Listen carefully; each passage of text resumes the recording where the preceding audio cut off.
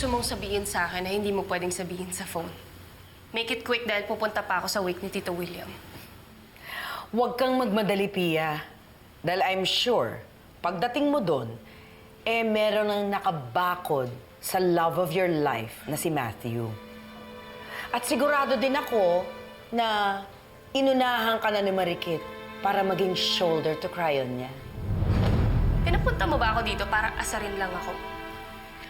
Relax ka lang, attorney. We are on the same side. Actually, concerned ako sa'yo. Ayoko kasing nakikitang dehado ka. So, I asked you to come here so that I can present you with a solution.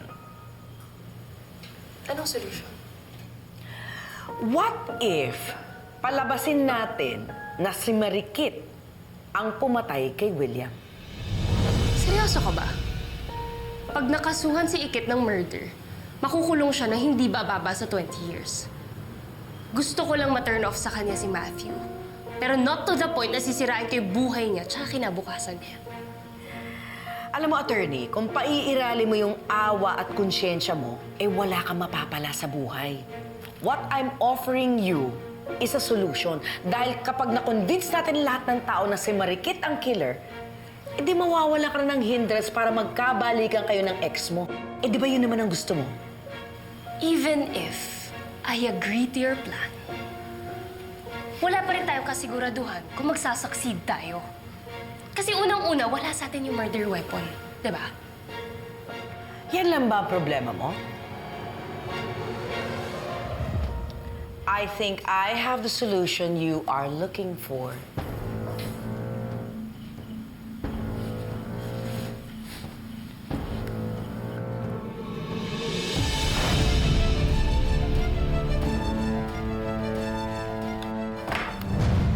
Oh my God! Is this the murder weapon? Bakit nasa'yo yan? Wait. Don't tell me ikaw yung pumatay kay Tito William.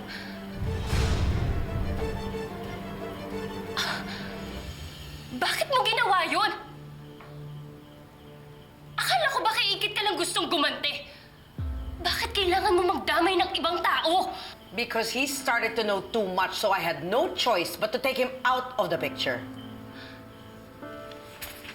You make me sick. Hindi ko alam na ganyan kakasamang tao. Nagsisisi ako na tinulungan kita. But that's it. We're done. Isusumbong kita sa pulis at malalaman to nila Matthew at Drew yung kawalang yan na ginagawa mo.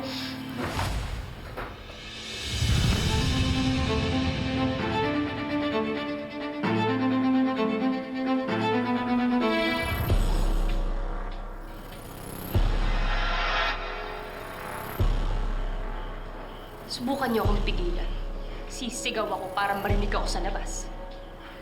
Attorney, bakit ka naman magsusumbong sa mga pulis at kay Matthew? Sa tingin mo ba kapag ginawa mo yon, he'll fall back in love with you? Nothing has changed. Dahil ang pinakamamahal pa rin ni Matthew ay si Marikit. Ano gusto mong gawin ko? Mag-pretend ako na wala akong alam? Ina-expect mo ba na wala akong gawin bilang lawyer para mapakulong ka? I could be disbarred just by having this conversation with you. Matthew will hate me kung malaman niyang pinakawalan ko yung taong pumatay sa tatay niya.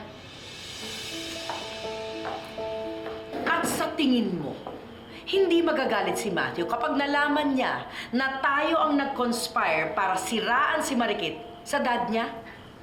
What do you think he would say kapag nalaman niya na tayo ang nag-push sa dad niya para oferan si Marikit ng pera at palayasin sa resort? Ina-blackmail mo ba ako? No, I'm just presenting the different scenarios to you, attorney. Just think about it.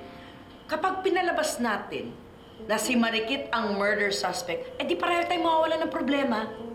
Hindi ako makukulong at ikaw naman wala nang hahadlang para magkabalikan kayo ng ex mo. Don't give up this opportunity, attorney. Hanggat hindi natin nasisiraan ang pagkatao ni Marikit, Matthew will continue on loving her. At mas lalong magiging imposible na magkabalikan kayo ni Matthew. Hahayaan mo na lang ba siyang mapunta sa iba?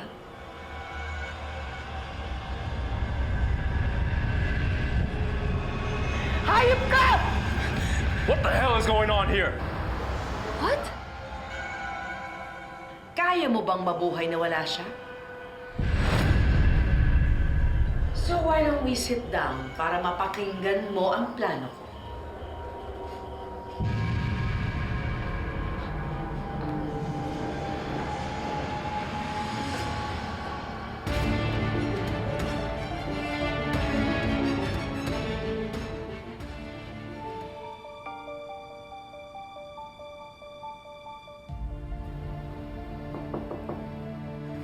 Uy, Pia! Congratulations! I heard pinabalik ka na ni Matthew dito sa work. Sana nga magtuloy-tuloy na para, alam mo yun, hindi na ako mag-isip ng kung ano-ano. Wala na sana sumunod ng mga problema para naman makapag-focus na tayo sa kaso natin ulit. Diba? Actually, yun yung dahilan kung bakit pinuntahan kita dito. Gusto ko lang sanang kamustahin kung gusto mo pa bang mag-push through dun sa sinasuggest ko sa'yo, yung legal remedy. I know it's very costly, but trust me, malaki yung chance natin na manalo dito. And lalo na dun sa kaso natin against Resort Casino. Hindi na natin po problemahin yun. Alam mo kung bakit? Kasi sabi sa akin ni Sir Matthew, magtutuloy-tuloy na daw lahat ng pagtulong niya sa mga kadini ko. Kasi bago daw mamatay si Sir William, nagbago daw yung isip niya. Hindi na daw itutuloy yung Resort Casino. Oo, kaya hindi na natin kailangan umabot sa korte. Di ba? Oh, that's great. Di ba, no?